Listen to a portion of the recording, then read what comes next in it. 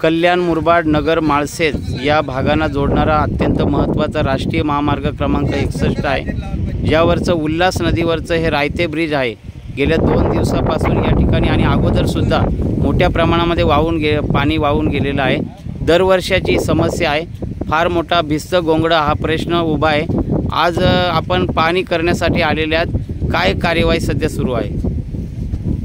सुरुवातीला आम्ही याची पाहणी केलेली आहे।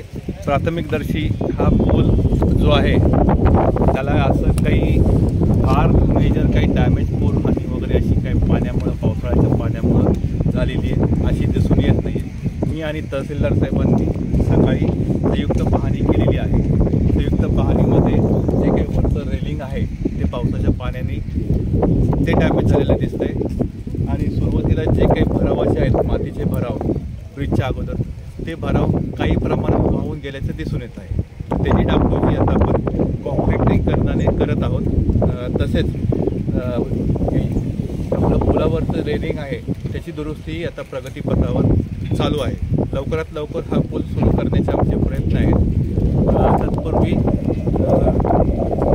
आमच्या वरिष्ठांनी सांगितल्याप्रमाणे याचा आपण एक ड्रोन शूट करणार आहोत, जेणेकरून पुलाची सविस्तर पाहणी आपल्याला ड्रोन व्हिडिओद्वारे मिळणार आहे। त्याची तपासणी करून अंतिमतः हा निर्णय घेतला जाईल या पूल वाहतुकीसाठी योग्य आहे किंवा कसे। परंतु प्राथमिक दर्शनी असे दिसते की पूल हा व्यवस्थित आहे। काही मेजर डॅमेज किंवा काही चिरा वगैरे पडलेला अशा काही। खरं तर हा ब्रिटिशकालीन पूल आहे, जुना पूल आहे आणि दरवर्षी लोकांची मागणी आहे का या ठिकाणी नवीन पूल हवं, म्हणजे त्याच्यावरून पाणी जाणार नाही, वाहतूक बंद होणार नाही, लोकांना त्रास होणार नाही।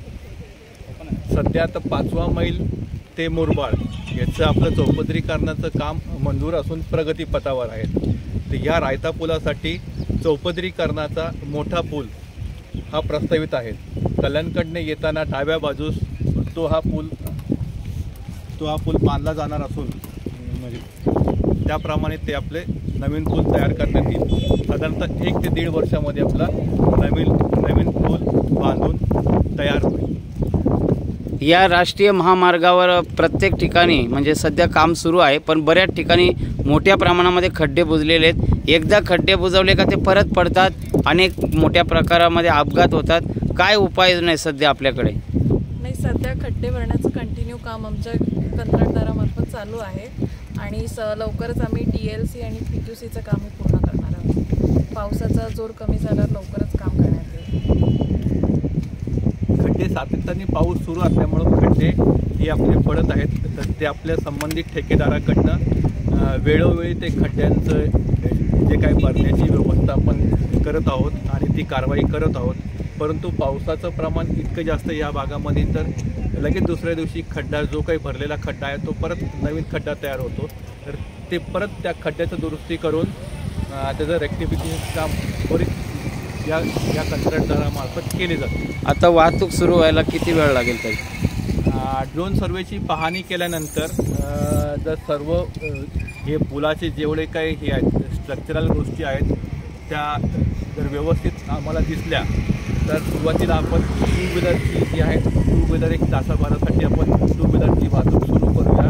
2 व्हीलरची वाहतूक सुरू झाल्यानंतरही काही पुलाची थोडीफार आम्ही पाहणी करू। तिथे पाहणी झाल्यानंतर एक लाईट व्हेकल जे कार वगैरे असतात त्या सोडून एकदा 1 तासाने पाहणी करण्यात येईल की पुलाला काही वाहतूक केल्यानंतर पुलाला काही अजून काही धोका आहे का किंवा कसं आहे त्याचं एक पाहणी केल्यानंतरच मोठ्या गाड्या ट्रक वगैरे जे असतात त्याची सोडण्यात येईल। एक साधारणतः संध्याकाळपर्यंत आमचं नियोजन आहे की ही वाहतूक पूर्ववत करण्याचं। नवीन पुलाच्या कामाला सुरुवात कधी होईल?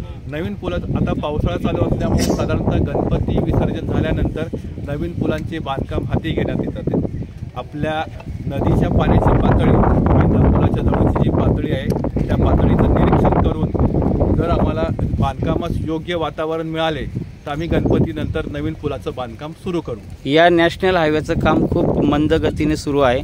वाहन चालकांना खूप त्रास होतो, म्हणजे 15 मिनिट लागण्याच्या ऐवजी 1 तास जातो। काय करणार आहेत? नाही, याही आता कसं आहे की आपलं जे काही रस्ता बांधकामासाठी आवश्यक असणाऱ्या गोष्टी आपण सबग्रेड तयार केलेल्या आहेत. वरच्या ज्या काही लेअर आहेत, ज्या DLC किंवा कॉन्क्रीटचा रस्ता, ते आपण लवकरच हाती घेत आहोत.